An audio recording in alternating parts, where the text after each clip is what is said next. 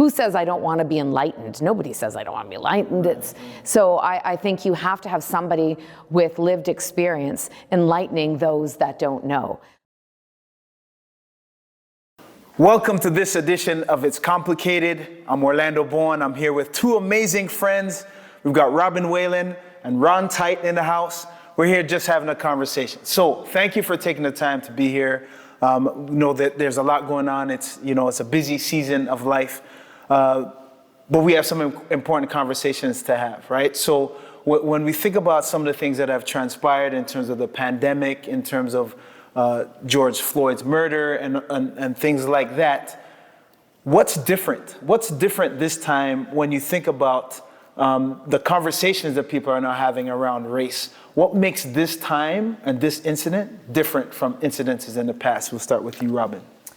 One, I feel that the conversations are actually happening more than they've ever happened before. And I don't know if this is true or not, but I feel like it was the sequence of events with George Floyd and with Breonna Taylor, that they happened so closely that it kind of opened your eyes. And as soon as your eyes were opened, you started seeing it happening in every corner. But before, you'd read about it in the news and it just felt a bit distant. And this time it felt too close together and too personal and too visceral. And then I think once you realize that, you see that it's everywhere. Interesting. Ron, what about you? What's different this time? I think what's different is I totally concur with what Robin said, and I think there's also a positive side, which is after George Floyd and the conversations that started to take place, we started to have the conversation about racism in a very different way. And prior to George Floyd, it was always that there are racists. Right. And there are people like us who would sit back and go, well, those horrible people. Of course, horrible people exist. That's not us. Right. We're not racist. We're progressive, open-minded people. Of course, this is not us. Right. But this time, it went beyond racist to systemic racism. And, personally, the line of, because if you're someone like me who grew up poor, it would, you would side with people who scream racism, saying, yes, the establishment, the people, yes, I have not had any privilege here at all whatsoever. Yes. But now it's like, oh, I've never had challenges due to the color of my skin. Right. And that conversation, as long as I can remember, has never taken place. It was always mean, racist people and everybody who was progressive. And now it's like, oh, I have privilege due to the color of my skin. Right. And I think that's a positive thing that we're having that aspect of the conversation. And so now that we're having that conversation, and you've chatted with our team at One Voice, One Team at the charity about the work that we do, and you guys have really been open and honest and authentic in those conversations. But that doesn't always happen, right? What are the barriers to those types of conversations, and why were you open to having that conversation with me and with our team, Ron? Well, the barriers are that we've, over history, have done a pretty good job of painting traditionally defined racists in a way, and so the challenge is that people don't want to be associated with that definition, and so it's like I would like to portray, hopefully, the progressive person that I think I am. Right. And so whenever a conversation comes up, people shut down and go like, oh, well, I'm not that. But people are afraid of saying something that would indicate that they are. And so I think that's why people are hesitant to have conversation, because they don't want to say the wrong thing, which would be, as we say, an integrity gap. That is a contradiction of what they fundamentally believe. They don't want that to come across. Love that. Thank you. So why us? Why are you open to having a conversation with me and with our team, Robin? Oh, we talked about it, but I think just going back to the earlier point, part of it is of fear of saying and doing the right thing. And I think the other part of it is acknowledging that maybe you're not racist, but maybe you're not doing anything to help it. And is that Is that any better? Like if you're doing nothing, if you just live in this like apathetic state, is that any better? With you, I think it is how you approached it. Your body language, you leaned in, you engaged us in a conversation. I immediately felt like there was something I could learn, and I didn't have any reservations in terms of being open. And because I don't feel any reservations about being open, I am more open to hear you tell me perspectives and experiences that I may not have thought of. So I think it goes a long way in having the person across from you just being open and authentic, and dare I say you were like warm, right? And so you let your guard down. You let your guard down, and after I met you, I talked about it for weeks, being like, I want to go when you donate food at the schools. Like I wanted to be a part of it more than I think I've ever before, because you and the entire team made us feel like it was a conversation that we could have without judgment. Awesome, love that. I remember after witnessing George Floyd's murder, I went there was a meeting, it was like a mastermind group that I was at, and so I went to the group. It was a few days after his murder, and it was still heavy, very heavy on my heart. And you both are familiar with my journey and my experiences, and how there are some very striking similarities with respect to what happened to George Floyd. So I remember sitting in a meeting, and conversations are happening about, marketing and, like the next strategy to leverage. And I felt like I knew I was physically in the space, but my head was just like, what? Do you understand what's happening right now in the world? And so part of me was like, well, maybe it's just me. So I said, can I say something real quick? And they said, sure, go ahead. And I said, there's something that has transpired that's on my heart, it's heavy. I need to put it on the table. And as I talked about my connection to George Floyd and to the incident and to systemic racism, there are a number of folks on the call, most of whom were white, that said, thank you so much for putting that on the table, because it's been bothering me too. Yeah. So the question I have is, do people need permission? Do white people need permission to have the conversation in a space where there's black people? Does that sound like, does that make sense? It does make sense. I don't know if the proper term is permission, but I feel like if the conversation's gonna start, it is much more comfortable to have it if you were to bring it forward and engage me. Because if the other way around, the fear thing comes in. And I feel like when you feel the fear, then you just go inside yourself and you don't speak, and then nothing gets resolved. So it's even a smile or a, can I say something, that I think immediately everybody around the table listens. But I don't know if it's permission. Yeah. I think it's a byproduct of not having enough of these conversations over the years. It's just not something we're used to. But now I feel like there's been the slightest bit of progress, because I know at our own agency, we talk about this now all the time, but we wouldn't have a year ago. Right. We wouldn't have, and we our people, when we opened the conversation with our team, our people held us accountable. Mm-hmm. And it was great that they held us accountable. Yeah. And someone sent me a note that said, the reason I came to this agency is because I was tired of an old white dude agency that I had come from. Gotcha. And I love the diversity here, and we've lost some of that diversity. And so it was a great reminder for us to say, like, oh, yeah, I guess we have. Like, not out of any conscious decisions or anything, which is, we lost a little bit of diversity. Yeah. And so that affected us to say, like, okay, now moving forward, we would just we had a headhunter who worked with us to bring some candidates forward, and we said, these are all great. We need you to go back and bring some more diverse options to the table. Right. I wouldn't have thought to say that without our team holding us accountable to saying it. Awesome. So what was stirred in you? Was it just the connection to your team and being responsive to those? I feel I really feel like it was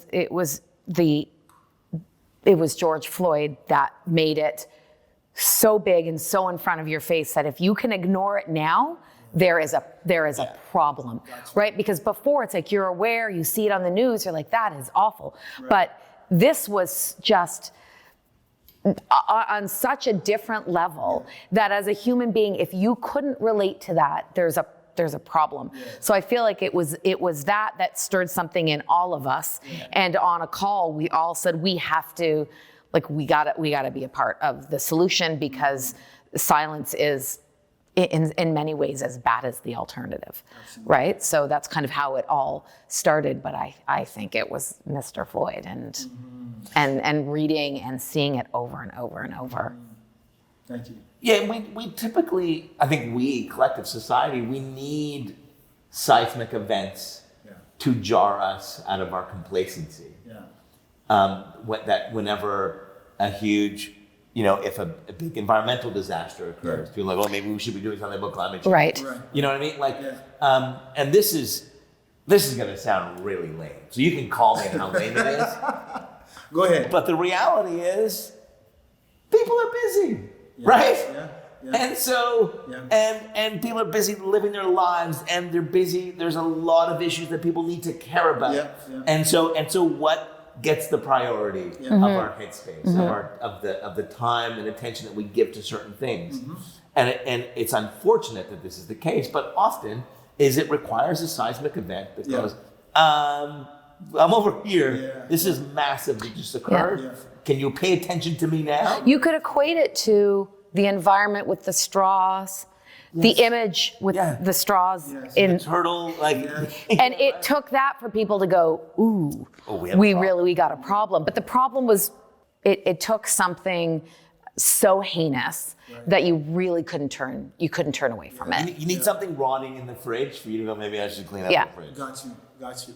And it's, it's interesting, and what I find interesting about the journey is that I felt like there were other things prior to that should have been it. That shook me, right? So Ahmaud Arbery's murder, some of the things that have happened, I'm like, how is this even possible?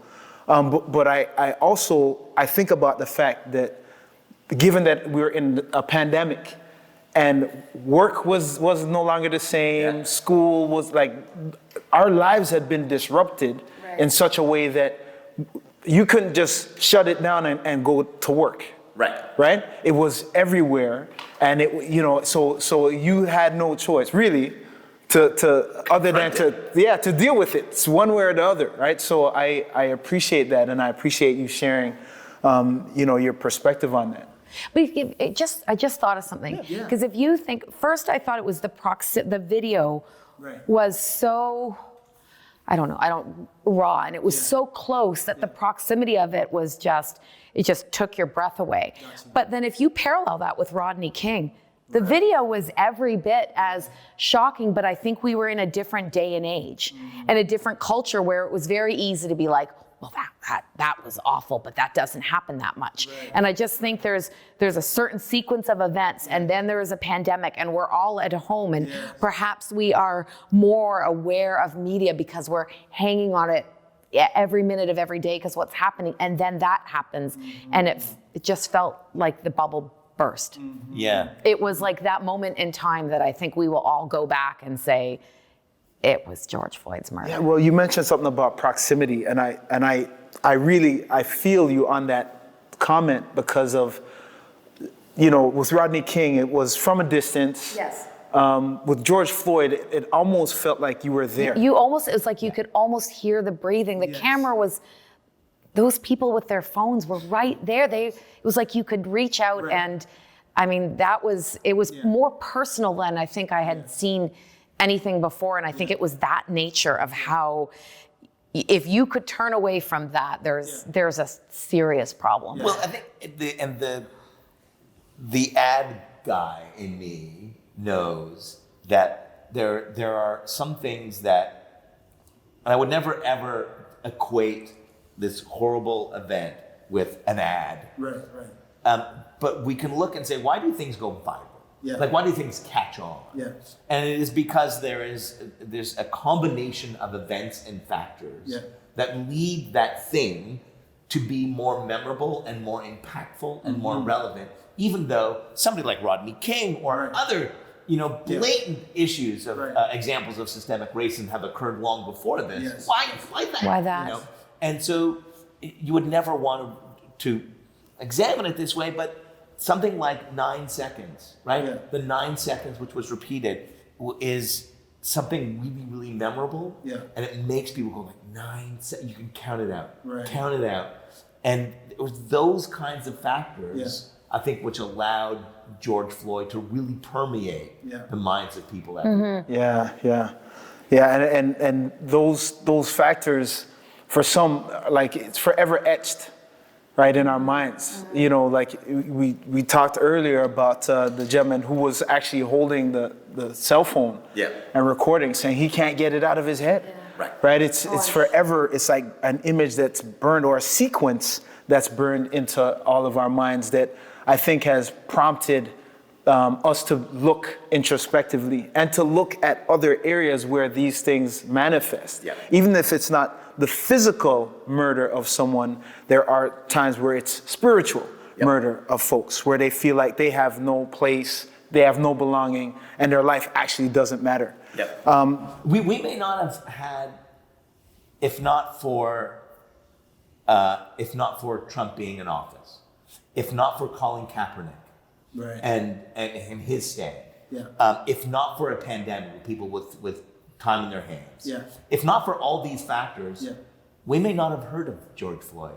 It still would have occurred. Isn't that horrible? It's horrible that this occurred long before George Floyd, and it didn't seep into the consciousness.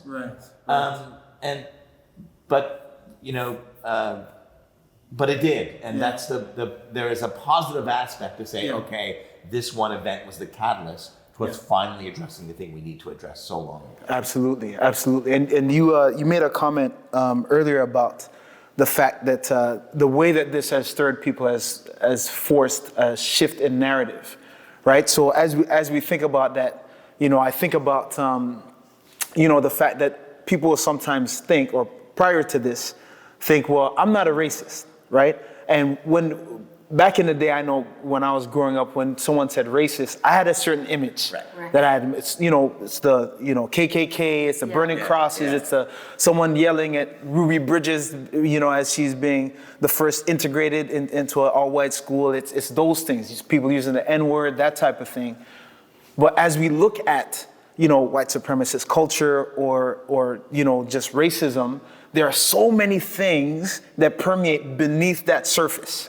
Right? And I even think about the hearts of the folks who used to take their families, like lynchings used to be a thing where people would bring their families to, right? And they would like, they'd be taking pictures, with the body. It was, so when I think about that, right? When I think about the fact that those things used to be celebrated at a point not too long ago, and I understand that laws have changed and that verbiage has changed around things, but there's still a spirit, right, of things that are acceptable versus things that aren't. There are things that are now acceptable in public that now aren't. But the spirit that could allow you to do that to a human being and bring your family, I think that's still alive somewhere. Right? There's a difference between the laws. The laws change, and perhaps people change to adhere to the laws, but the heart doesn't change. It doesn't matter, right? And I think that's the laws are one thing, but the behavior and the beliefs and the humanity needs to evolve, or we'll never get past it. Yeah, right. A group of people who lift themselves up by putting other people down and feel joy in lifting themselves up through those actions, we'll just find other ways of putting people down. But the vast, I would think that it's very easy to be like, I'm not a racist, because you think of racist as KKK. But unless you don't know what the other things that you're doing that are part of the problem. And that's where the education needs to happen. It's you don't need to don a white sheet to be displaying or exhibiting racist behavior. Where I don't even know that any of us are fully aware. We need to be taught. Well, I think the leap is when people, because our gut reaction is to go from our own anecdotes and experiences. Right. And so we go, I've never behaved in such a way. So therefore I'm not one of them. Yes. And I've never faced experiences like this. So this does not exist in my home, in my town, in my neighborhood, in my country, right? Yes. These are other people. I had such an eye-opening, and it wasn't, it became a race issue, but it wasn't in the beginning. Where a friend of mine that I know from comedy, Sabrina Jalise, had her Netflix special. And I watched the special. And Sabrina said to the crowd, well, women, if you're getting assaulted, you don't scream rape. You scream, and every woman in the audience yelled, fire. And I sat there, and she spun it into a joke, as she would do. And I remember being horrified that, not that they had to do that, but also, of course, they had to do it, but that I didn't know. Right. And how did I not know this? Right. And I started talking to other women, and of course, you're taught this. You don't say that, you say fire. Right. And that, for me, was such a huge eye-opening to say, there are women who experience things and know things and are taught things that I've never had my eyes open. I've never seen, I've never experienced it. Right. And so you as a black man have experienced things that I may think I know what you've been through. Right. No clue. No. Right. No clue. No exposure, no experience whatsoever. Yeah. And that is maybe there is something. Mm-hmm. Maybe there is some systemic stuff that I haven't experienced. Mm-hmm. I appreciate that. Yeah, I think about, is it then the educational process or a process of enlightenment? Mm-hmm. How do you get to the point then where, we know we could have conversations, right? But there are so many that may not have a safe space to just have real, open, authentic conversations. So do you, how do people arrive at that space where they're open to be either educated or seeking it themselves? A number of folks have, we work with a number of educators, and a number of them have started book clubs, right? And I was wondering, so okay, cool. So you're doing a book club. It's white folks that are reading White Fragility. Would you want me in on that book club? Yeah. You know what I mean? Would you want my perspective as you read and discuss, or would that be something that you'd want to do on your own? We're talking about education piece. Could you give me anything? I think your perspective has to be there. I think it has to be somebody with lived experience sharing. You said education and you said enlightenment. And I think if you lean into enlightenment, it changes the tone. And when you change the tone, I think everyone around is kind of, who says I don't want to be enlightened? Nobody says I don't want to be enlightened. So I think you have to have somebody with lived experience enlightening those that don't know. And I feel like that is a really non-threatening environment that is pretty hard to say no thank you to, right? It just sounds like, of course I want to be a part of that because I'm a contributing member of society. If somebody can enlighten me on something that I didn't know, I'm all for it. But I think there's a subtle tonal shift that might make people who might otherwise not be interested in having the conversation have the conversation. And then you never know, over time, I think you take that, and then I tell my friend, it's the Well Balsam ad. She tells two friends, and she tells two friends, and that's how change happens. So did you just raise an ad from 1974? I did, so it just dates me just a smidge. Thanks, Ron. I wasn't alive in 74. Yeah, but you've seen that. But I've seen that ad. I said that's right. So that's how I think. You enlighten somebody, and as soon as somebody feels enlightened, it's a little bit different than educated. Enlightened means you want to share. You have a revelation of sorts. I think that's a byproduct of being inspired. To think about something differently versus somebody teaching. It's a very different, it feels like there's a power dynamic that shifts when you're enlightening, right?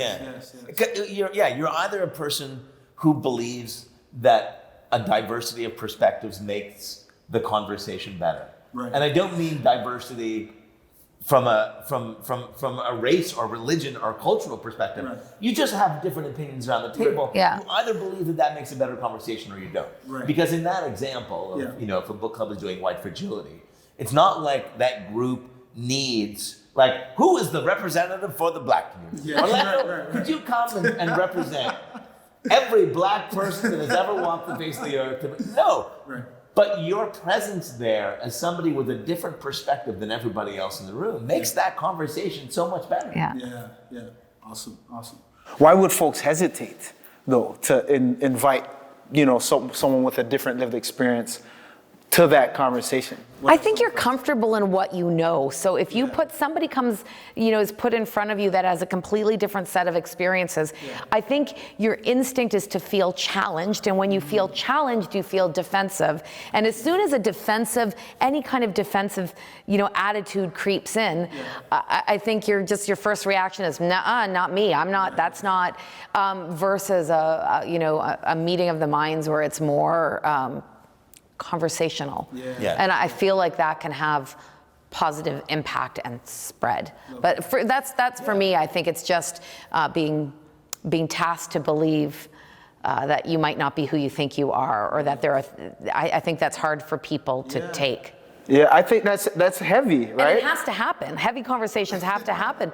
But perhaps there's different ways for it to happen the book club's a great example. Because that conversation could happen and you could get the end result just by having somebody share, if you were to share your experience with a room full of people, it'd be pretty hard to be like, that doesn't move me. Well, I think people, you can track I can't remember the speaker's name, but there's a guy who, the first speaker I ever saw when I was like grade 10 or something like that, like a high school speaker, who tracked like the energy in which students put their hands up, right? So kindergarten kids are like, pick me. And slowly but surely, over the years, they go, you're stupid. And your hand starts to go down. Right. So I think there's a natural human reality, which is none of us in any situation wants to be seen as dumb. Right. So we're not, in any situation, we're not volunteering our hand to go, let me speak up and potentially look like an idiot. When you add in a layer of not just dumb, but insensitive, racist, mean, horrible, on top of that, it's going to back out. People going like, I'm not going to volunteer to be that person. Right. So how do but in order for us to move the needle, though, we have to get to the point where we have those conversations. Yep. Right. So what's one key? What's one key to be able to create a space and protect a space where we could have those conversations? I think we do need to change some language occasionally. Like I think we need to know that we shouldn't need to sell it, but we need to sell it. Gotcha. Mm-hmm. That yes, the purpose of this conversation should just be embraced by. Of course, it should be. Yeah. The reality is, it never is. Right. And so we need to consciously ask these questions. Yeah. What do we need to do to sell it? Yeah. Right. Yeah. And then I think I still remember you sending me an email or a Facebook message that just said, "I appreciate you." Yeah. And it was random. It was out of the blue, and it was just, "I appreciate you." And so I think people do need to feel comfortable that their stumbles and their challenges are actually appreciated. Mm-hmm. And that bucks the trend of over their entire lives when they're typically not appreciated. Right. Awesome. And that's not to say that's everybody else's responsibility. Right. You've got to help me overcome my challenges. No, of course not. Yeah. But it is an us problem. Yeah. I think there's a recognition there that it's messy, right? And it's a journey that we're on together. Yeah. But that's just it. By acknowledging that it's a journey and that it's complicated and that it's messy, as soon as you acknowledge that, there's like a barrier goes down. You've just acknowledged what we all know to be true. So as soon as you put it out there, I think your natural instinct is to lean in and listen, because you've put out the thing that we don't talk about. You've put it out there, and it just weakens, all of our defenses. I think sometimes there's perhaps the longer route to get to the conversation. It takes a little bit longer and it shouldn't have to happen, but if it opens people up to having the conversation, then it was worth it in the end. Yeah. So listen, this has been awesome, and I so appreciate you guys taking the time. I know you got 2 young ones at home that may be texting you right now. I appreciate you being here and being willing to use your voice, right? And share your perspective and your journey, because that's how we grow. That's how we get better. Yeah. We recognize, family, that it is absolutely complicated. As you've heard, words matter, right? History matters. Diversity of thought and diversity of perspective matters. And we have a role in curating and protecting those spaces where we could have those open and honest conversations. When we're thinking about moving the needle on this thing and as we journey together, we have to do our part. And yes, it's messy. Yes, it's necessary. It's complicated.